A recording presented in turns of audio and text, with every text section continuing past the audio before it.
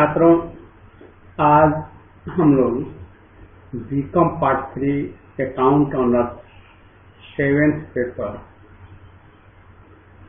Income tax law and account का lecture प्रारंभ करने जा रहे हैं। आज इसमें हमारा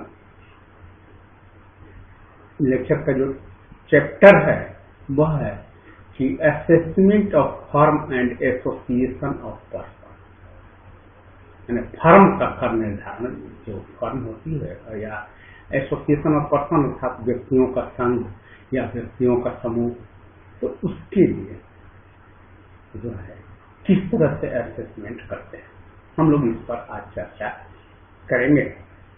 तो इसमें सबसे पहले तो हम लोगों को समझना होगा इसे साझेदारी या partnership.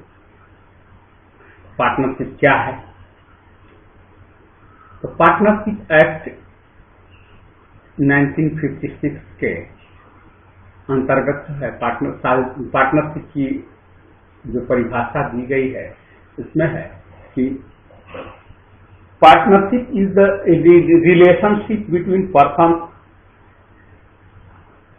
who have agreed to share the profit of a business carried by all or any one of them acting for all।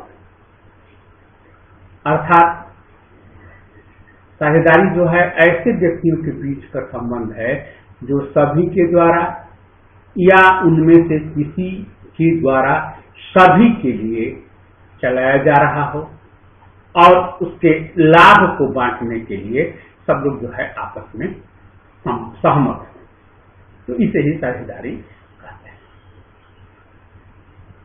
अब हम चर्चा करेंगे कि व्यक्तियों का जो समूह है, एसोसिएशन ऑफ पर्सन, तो संघ या समुदाय या समूह जो भी कहें व्यक्तियों का, तो कभी कभी होता है तो अब जो साझेदारी अधिनियम है इसमें तो होता है कि उनका बाज़ाब्ता जो है पार्टनरशिप डीड होता है और पार्टनरशिप डीड के अनुसार होगा कि फर्म का क्या नाम होगा, कितने साझेदार रहेंगे, कितनी फर्म की पूंजी क्या होगी, उनके बीच प्रॉफिट एंड लॉस जो लाभ हानि का बंटवारा होगा वह क्या रेशियो रहेगा। इस सारी स्थितियों का वर्णन रहता है पार्टनरशिप डीड में, वह उसका नॉर्म्स होता है।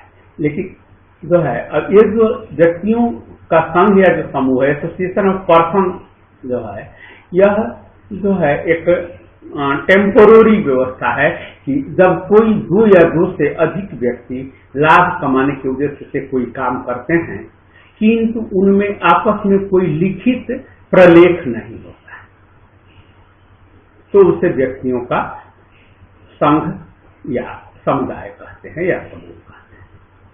तो यही इन दोनों का अंतर है, लेकिन दोनों पर एक ही नियम, इनकम टैक्स का एक ही नियम लागू होता है। तो अब हम चर्चा करेंगे कि residence of firm and association of person.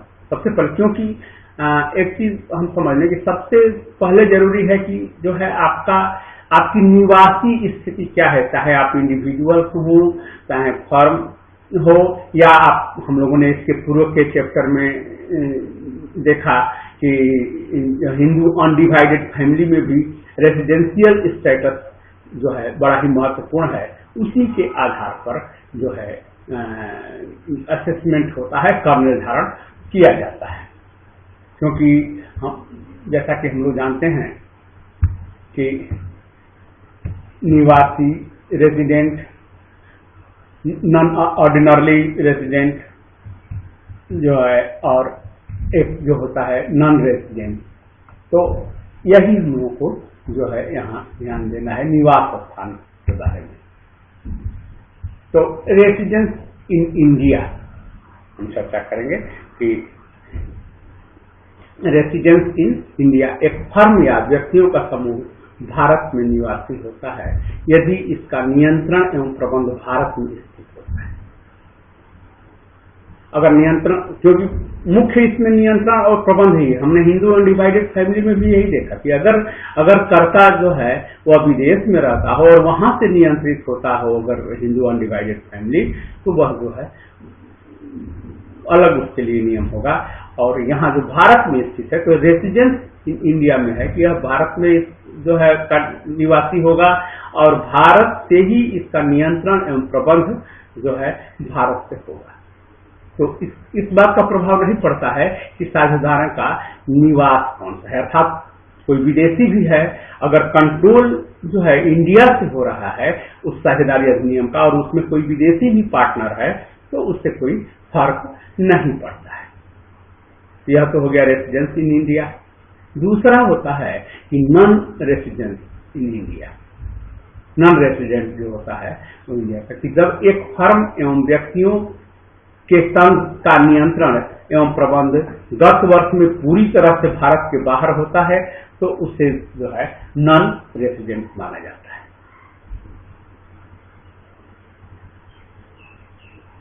और एक होता है नॉट ऑर्डिनरी रेसिडेंस।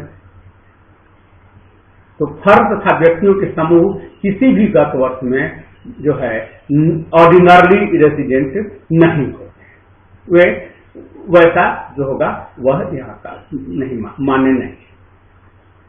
तो यह तो हो गया जो है इनका रेसिडेंस के संबंध में।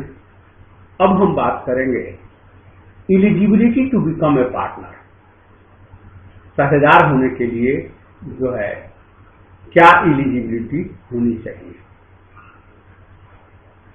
या हम कह सकते हैं कि कौन साझेदार हो सकता है। तो इसमें पहला है कि एन इंडिविजुअल, एक व्यक्ति,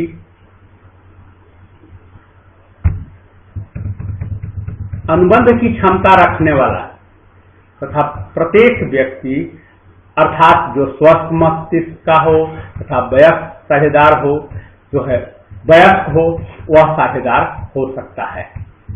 कुछ परिस्थितियों में एक अवयस्क भी साझेदार हो सकता है, बशर्ते जो है उस व्यवसाय में कम से कम 2 वयस्क व्यक्ति साझेदार के रूप में हों और सिर्फ लाभ के लिए एक अवयस्क को साझेदार रखा जा सकता है। बाकी चूंकि जैसा कि हम जानते हैं कि वह किसी भी कार्य के लिए उसका दायित्व तो नहीं होता है जब तक वह अवयस्क है, तो वैसी स्थिति में एक्टिव पार्टनर वह नहीं रह सकता है, लेकिन वह साझेदार रह सकता है।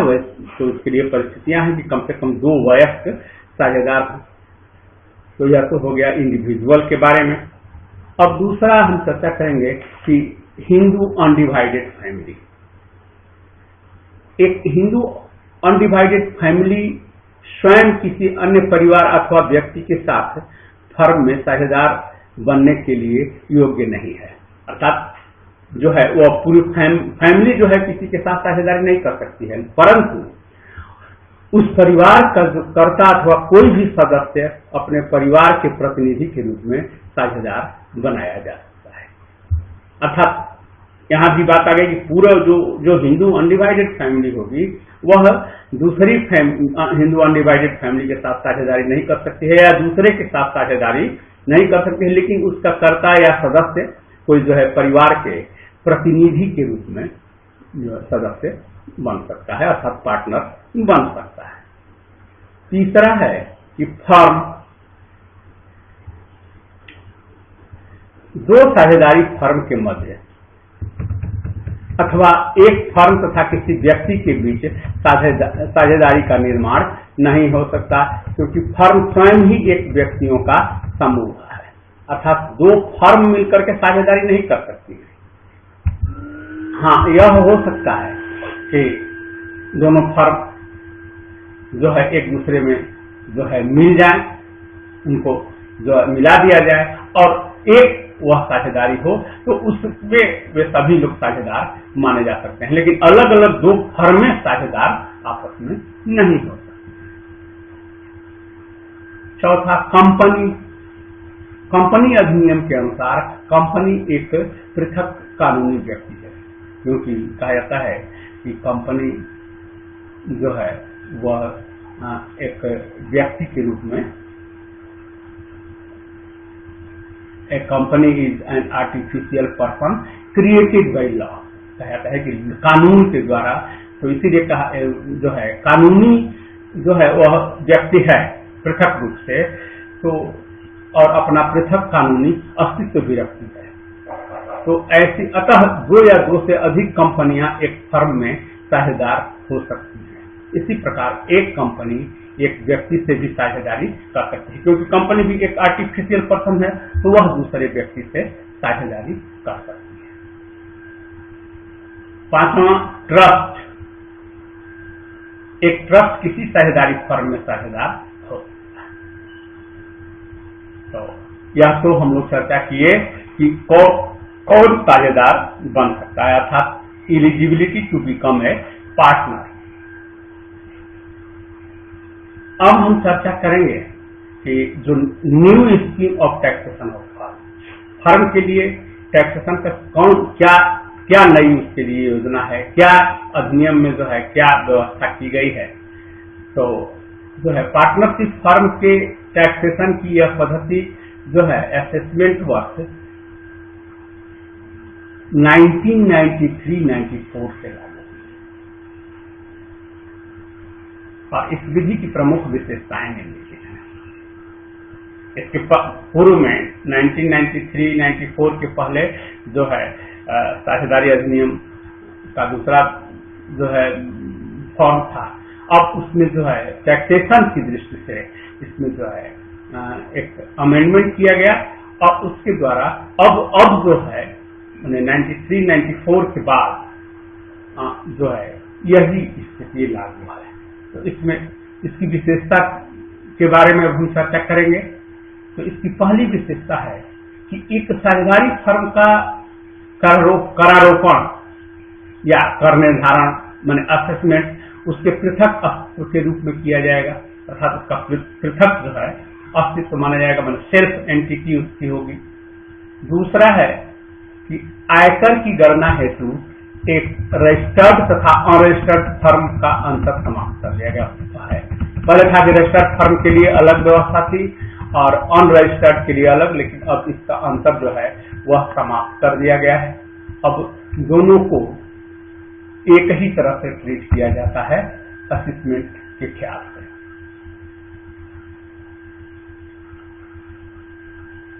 तीसरा है कि एक साझेदार के फर्म की आय में हिस्से को उसकी व्यक्तिगत कुल आय की गणना में शामिल नहीं किया जाएगा, अर्थात जो फर्म की जो आय होगी बस उसी को उसमें शामिल किया जाएगा, उसकी जो व्यक्तिगत जो आय होगी उसे नहीं, वो उस पर वो इंडिविजुअल के रूप में जो है उस पर टैक्सेशन किया जाएगा, क्योंकि यह आयकर अधिनियम की धारा 10 के अंतर्गत जो है वह जो है कर्म।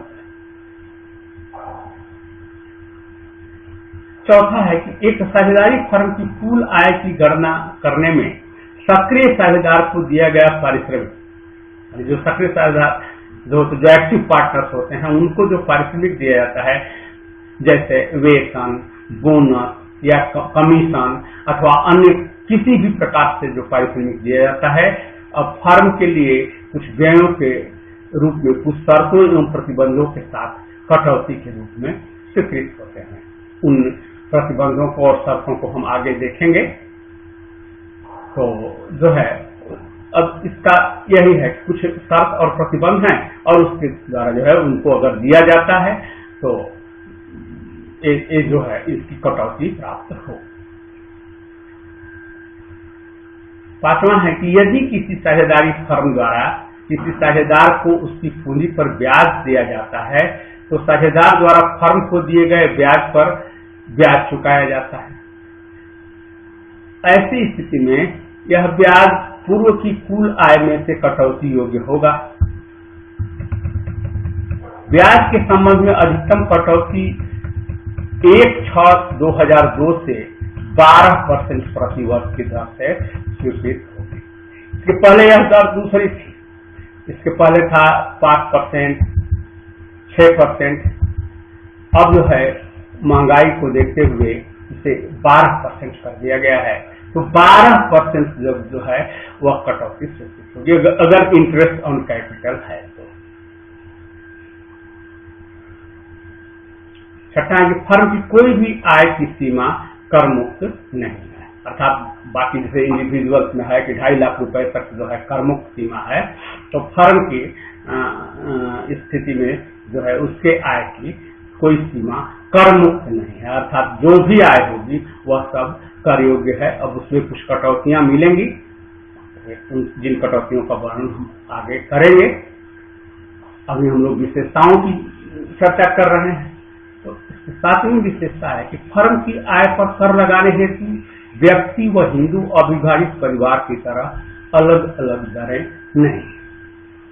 जैसे होता है कि 2.5 लाख के बाद जो है 5 लाख तक 5%, उसके बाद जो है 10%, 20%, 20%, 30%, या अब जो नई संशोधित दर की जो व्यवस्था आई है 5%, 7.5% या 10%, वैसे करके, तो वह व्यवस्था नहीं है। अर्थात फर्म की संपूर्ण आय पर एक ही दर से कर लगाया जाता है। फर्म की संपूर्ण कर योग्य आय पर 30% की दर से आयकर की गणना की जाती है तथा इस आयकर की रकम पर 4% की दर से स्वास्थ्य एवं शिक्षा पर जो एजुकेशन सेस है वह लगाया जाएगा। तो एक बात यह अलग हो गई है व्यक्ति से कि व्यक्ति में है कि कर की कई जो है कई दरें हैं, और साझेदारी व्यवसाय में सिर्फ एक दर है 30%, और प्लस 4% तो सब में लगता है, तो इसमें भी लगेगा। यदि फर्म की अगला जो है हमारा है, यदि फर्म की कुल आय में दीर्घकालीन पूंजी लाभ शामिल हो, अर्थात लॉन्ग टर्म कैपिटल गेन अगर शामिल है, तो इस पर कर की दर 20% होगी।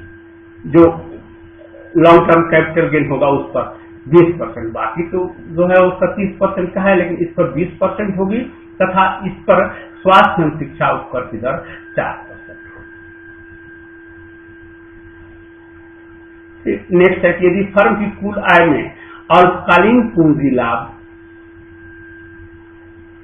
धारा 3A के अंतर्गत अंशों के विक्रय पर जो है शामिल है, तो इस पर कर की दर 30% होगी तथा इस पर 4% की दर से स्वास्थ्य एवं शिक्षा उपकर लगेगा। नेक्स्ट है कि यदि फर्म की कुल आय में आकस्मिक आय शामिल है, आकस्मिक आय क्या है, जैसे लॉटरी से, पजल जो होते हैं, इसके बाद क्रॉस पासवर्ड वगैरह होते हैं, तो इस पर कर की दर 30% तथा उस पर 4% जो उपकर लगेगा। इसके बाद नेक्स्ट कि फर्म की कुल आय पर फर्म द्वारा कर चुकाया जाता है। और लास्ट इसकी विशेषता जो है वह है कि साझेदारी फर्म की कुल आय में से फर्म द्वारा देय कर की राशि घटाने के बाद शेष आय वितरण योग्य आय कहलाएगी, और इस आय को साझेदारी में उनके लाभ विभाजन के अनुपात में बांट दिया जाएगा। अर्थात जो भी टैक्स लगा, जो आमदनी पर टैक्स लगा, और टैक्स देने के बाद जो आय बची वह वितरण योग्य आय मानी जाएगी। उसी में जो है उनकी हिस्सेदारी होगी। ऐसा कोई नहीं कर सकता है कि नहीं टैक्सेशन से पूर्व ही हमें लाभ में हमारा हिस्सा दे दिया जाए। तो यह तो हो गया विशेषता नए टैक्सेशन एक्ट की। अब हम चर्चा करेंगे type of firm in terms of taxation. Taxation के दृष्टिकोण से जो फर्म कितने प्रकार की होती है। तो असेसमेंट ऑफ टैक्स की नई योजना को प्रभावी ढंग से लागू करने हेतु 1993-94 से साझेदारी फर्म को 3 भागों में विभाजित किया गया है। पहला, पार्टनरशिप फर्म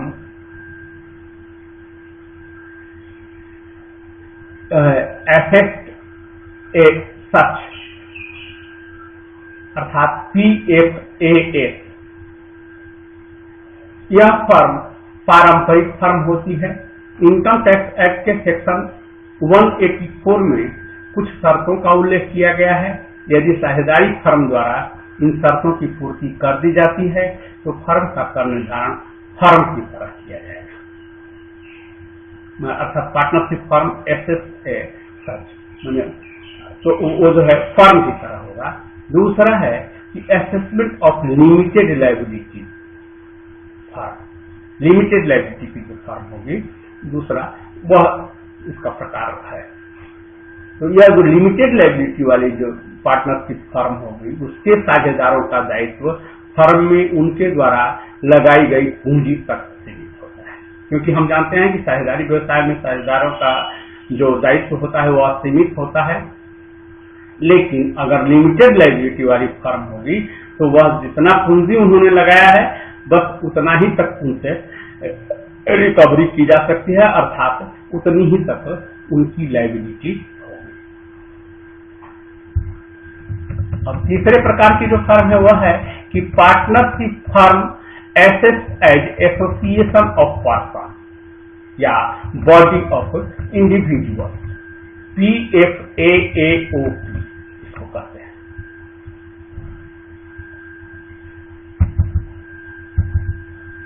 हम लोग पिछले क्लास में जो है एसोसिएशन ऑफ पर्सन की चर्चा कर चुके हैं। आप जान गए हैं कि व्यक्तियों का एक समूह जो किसी लाभ प्राप्ति की उद्देश्य से किसी तरह का व्यवसाय करता हो और उनमें आपस में कोई लिखित प्रलेख न हो, सिर्फ उनका उद्देश्य है किसी खास कार्य को करके और उससे होने वाले लाभ को आपस में बांट लेना, उसे ही हम कहते हैं एसोसिएशन ऑफ पर्सन।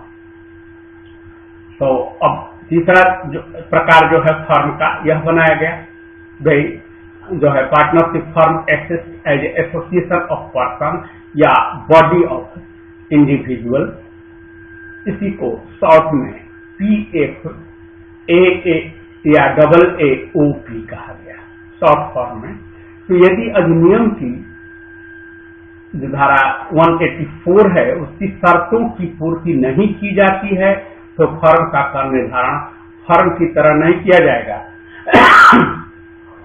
बल्कि उसको जो है एसोसिएशन ऑफ पर्सन मान करके सेक्शन 185 के प्रावधान के अनुसार किया जाएगा।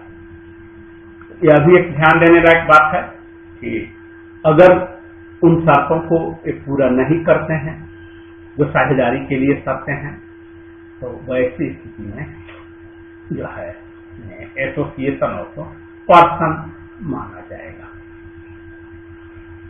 तो छात्रों, आज हम लोगों ने चर्चा किया कि माने साझेदारी का जो है assessment of firm and association of person जो है किस प्रकार किया जाएगा। यह हम लोगों का पहला लेक्चर है इस चैप्टर का।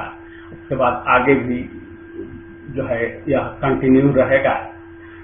तो इसमें हम लोगों ने देखा कि residence of firm and association of person जो है कैसे होगा। इसके बाद हम लोगों ने चर्चा किया कि न्यू स्कीम जो है वह टैक्सेशन ऑफ फर्म का जो नया स्कीम है, अर्थात जो 1993-94 में लागू हुआ है, उसकी चर्चा हम लोगों ने किया।